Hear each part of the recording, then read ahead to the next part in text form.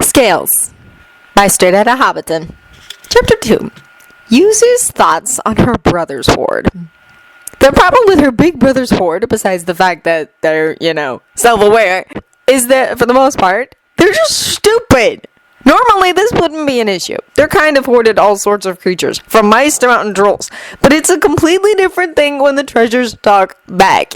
Even with Ichigo's very well-detailed explanation, they don't understand that he's young, he's small, and really is just starting out.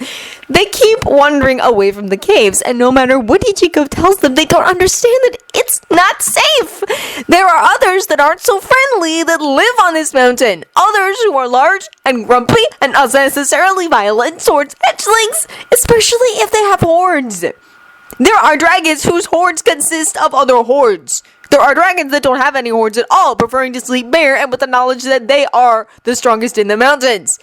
Ichigo has tried to explain, but in the end, nobody understands until, they get a visitor. The most interesting thing about their kind, Yuzu finds, is that names don't really matter. Dragons don't call each other by name. They have their own set of senses that are complicated to explain. They give them an understanding of each individual, should they ever come in contact.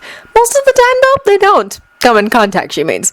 It's probably another reason they don't really use names. One of the easier things to explain to non-dragons, humans, Shinigami, Arankar, whatever, is that, for the most part, if one is referring to a single dragon in particular during conversation, which is incredibly rude unless one happens to be incredibly intimate with a third party, they are referred to by their hoard.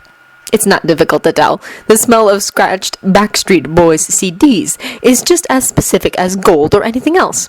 And it is a definite marker among the more common scale patterns and colors. Blacks, greens, browns, and grays are a dime a dozen. A blue-scaled fire-breathing lizard that's into torn polyester lingerie? Not so much. Yuzu can smell the unfamiliar hoard of orchids and hairbrushes through the scent of her brother's treasures even before she can hear the thundering sound of colossal wings and flapping. Of course, she does. The phrase, stranger danger, are words to live by, especially when they're all so young. Karine! Before her sister's name can even leave her throat, the resulting earthquake of something slamming against the side of the mountain nearly kills her via falling stalactites. When she pauses to check on Ichigo's hoard, she realizes that she's not the only one who nearly died. What was that? Shinji demands, already running towards the mouth of the cave. Stay back! She roars, already leaping over the larger bits of debris to get to her brother. Stay back! They don't listen. Of course they don't. Ichigo seems to enjoy collecting idiots. Ichigo is pressed onto his back by a giant pearly-scaled claw. His tail is barely the length of the threat's shortest claw. The noises he makes are pitiful as he struggles to free himself. His attempts do nothing except make his captor chuckle. The sound is so low and grating it echoes through the hoard, rattling even Yuzu's bones long after it ends. A fiery little hatchling you are. The orchid and hairbrush dragon purrs, shifting so its body blocks out the sky behind it. Hasn't anyone told you that princesses have gone out of style? Ichigo whines. He doesn't answer, though, which Yuzu appreciates until Grimjaw speaks up. Of course. There ain't no princesses here, he roars up at the skilled chest and claw. Get off of him! Yuzu feels her breath leave her body when the long serpentine neck that she knows is there curves downward and... Oh no. The dragon can barely fit its snout through the entrance. Even its smallest, most delicate scales around its nostrils are larger than Yuzu and her twin combined. Even the armor on Ichigo's underbelly isn't half that size. Turning its head, a single yellow eye rakes across them critically. So it is true, it rumbles disapprovingly. Your hood is made of humans. Not humans, Ichigo manages, trying to slide out from between the claws, trapping him on his belly. Spirit creatures. Different. Sentient beings are forbidden to be taken for hoards, the dragon remarks. The penalty is death, hatchling. Even one so young ought to know that. Who said we were taken? Ishida speaks up, stepping forward like the idiot Karine's always said he was. I came here of my own free will. A Quincy? Hold it. The dragon shifts. Is this true of all of you? He did not trap you? Nods and murmurs of contentment reach Yuzu's ears, and she starts to breathe again.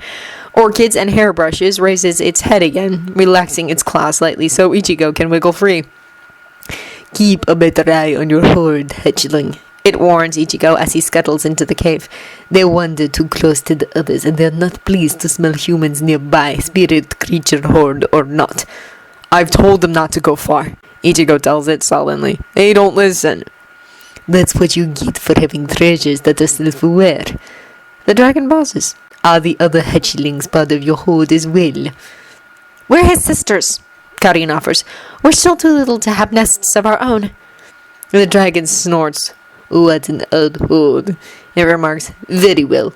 Keep your hoard away from the other caves, hatchling, or we will have words. Ichigo spits fire, which makes orchids and hairbrushes juggle again. Stubborn thing. And just like that, the sun is back and the dragon is gone. Ichigo shakes his way violently through his transformation back into a human shape, letting himself fall into the grasp of his hoard as bruises begin to form on his toughened skin. Are you all going to get that big? Ishi inquires quietly, eyes wide as he gazes out to the too bright sky. Yuzu and Karin exchange a glance. He... or was it a she? Karin shrugs, so Yuzu skips that. They were very old. It would take us centuries to even reach a quarter of that size. Karin quirks a smile at her father. Don't worry, Oyaji, she tells him. We have a long way to go. Yuzu notices something intriguing. Cocking her head, she steps away from the conversation, eyes locked on the white-knuckled grip Ichigo has on... Oh! How sweet! The horde as a whole is visibly shaken. Even Byakuya, one of the more distant of Ichigo's treasures, is curled up within an arm's reach of Yuzu's brother, no doubt thanking her brother's thoughtfulness in bringing excessive throw pillows and plush rugs to lie on in the main cave. It's one heck of a wake-up call to see someone so strong be overpowered so easily. Yuzu appreciates their fear. At the same time, though, she thinks it might be for the best. None of them seem to have any interest in exploring the darker parts of the mountain anymore. Currently, Ichigo is sandwiched between Orihime and Kensei, relaxed into what can only be described as an erotically non-sensual catnap. That's what Arako says, anyway. Yuzu considers the description apt, though unusual. Curled against Ichigo's thigh, Rukia is fast asleep and drooling on his jeans. Hiyori's less careful, having draped himself across the lot of them and apparently gotten comfortable on his chest. Urahara's on his side above Ichigo's head. Ururu and Jinta tucked sweetly against his sides. Yuzu supposes this is what it means to sleep among one's treasures. Karin hops into Yuzu's bed like she's done 1,000 times. I think Ichina has a thing for Urahara, she says bluntly. What about you? Yuzu raises her head slightly to survey the rest of the cave. It's an offshoot of the main cave, smaller and more human-sized. The other bed is full, but Yuzu's long since learned that Grimjow sleeps like the dead, as do his occasional bedmates. Why do you say that? She asks, lying back down. Her sister twists the lock of her hair around her finger absently. Tessai-san told me Ichini sleeps in Urahara's bed every other night. Yuzu thinks about that. It's not unusual for their kind to sleep amongst their treasures, but to be so partial to one, that doesn't really happen with hoards. I don't think Oni-chan has realized he likes Urahara-san yet, she admits. Oni-chan's not so smart with that sort of thing. Karin snorts, flopping down onto Yuzu's extra pillow. Tell me about it. Stretching like a cat, she turns her head to her twin. So, what do we do? Yuzu shrugs. Let them sort it out for themselves, I suppose. She says, it's not like they don't have forever. In the other bed, Lisa listens carefully to the twins' conversation, a pensive curve curling her lips. It seems she might have something interesting to occupy her time for the next few months. Awesome. Kisuke wakes up with fingers in his hair and something warm and breathing on his chest. Glancing down, he sees Ichigo's decided to grace him with his presence tonight as well. It's 3 in the morning. He goes back to sleep.